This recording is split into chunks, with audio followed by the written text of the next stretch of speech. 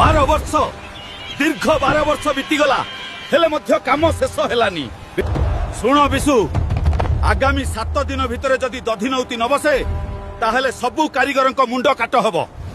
विशु महाराज को एते हाइपर मु केबे भी देखिनी। आज्ञा कौन करी किसी जानी पारुनी केमिति दधिनौती बसिबो। अरे एते राति रे किए आसला पुणी रह मु देखे। आज्ञा नमस्कार एटा विशु महाराणा को घर तो। हाँ बाबा हेले आपण किए मु चिन्ही पारली नहीं।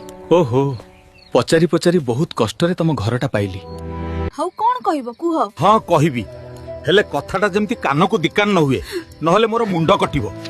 चंद्रभागठी महाराज मंदिर तोलुचंती 12 वर्ष होला बारश बढ़ई दिन नाही राति नाही काम करूचंती हेले मंदिर रो दधिनौती बसी पारुनी। विशु महाराणा भली कारीगर भी हार मानि गलानी। कौन कहिलो मौसा बापा हारी गले। आउ कोन रे पुओ मंदिर रो चुली मारी होउनी।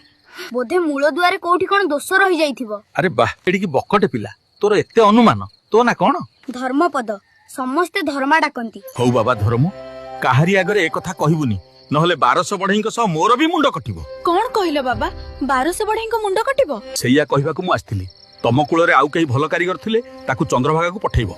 राजा जो दिन को कंट देइचंती चूळ न बसिले समस्त को मुंड कटिबो।